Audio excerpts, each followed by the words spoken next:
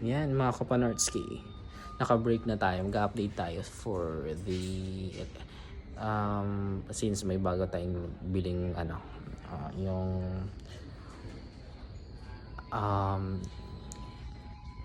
yun, dahil may bagong resita tayo sa doktor dahil nakabili na tayo. Ayan, baba lang tayo guys. Ayan, sa elevator na tayo guys.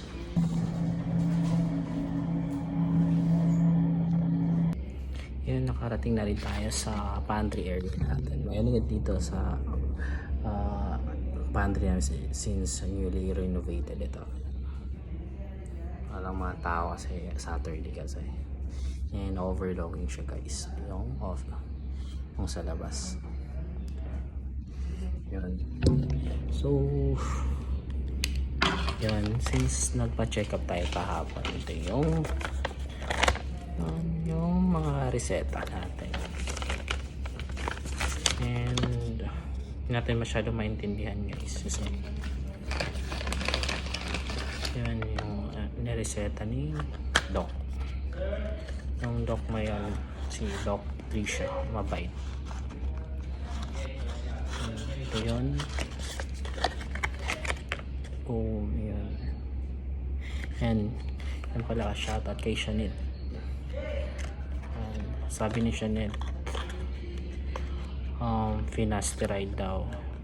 So na-try ko na yun dati kaso hindi siya effective kasi yung sa pagiging panat natin, hereditary kasi ito, yun, sobrang taas niya na and wala na siyang mga cuticle sa dyan, sobrang abot na siya, kalahati na sa ulo ko. And try natin guys, yung kapon pala check up lang, so wala siyang nirefer din ako ng doctor for specialist and medyo may kamahalan siya guys, and nagpa-schedule na rin ako sa binigyan ako ng option pero nag-search na rin ako sa iba and napili ko S. Benson, PRP or yung exosome, parang siya, kukunan ka ng dugo and parang dito siya inject. So yun, may pagkamahalan, 8,000 din yun. And try natin ito guys. So yung kahapon na naging check up ko, lang yun, ito yung binigay niya, so ito try natin.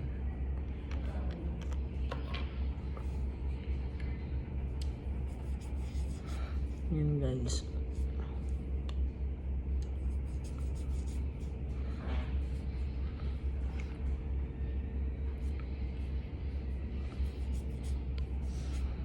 Actually hindi siya masyadong mahapdi, pero pag may sugat ka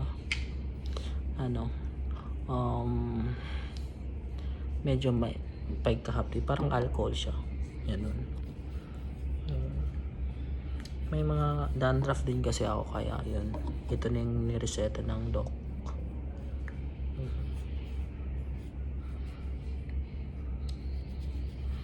And ito pa yung pangalawa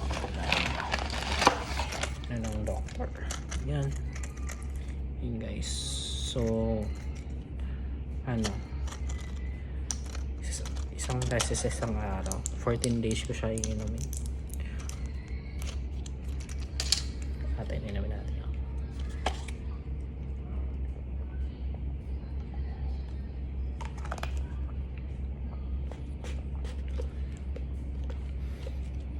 Yun lang guys, yung update. Balitaan ko.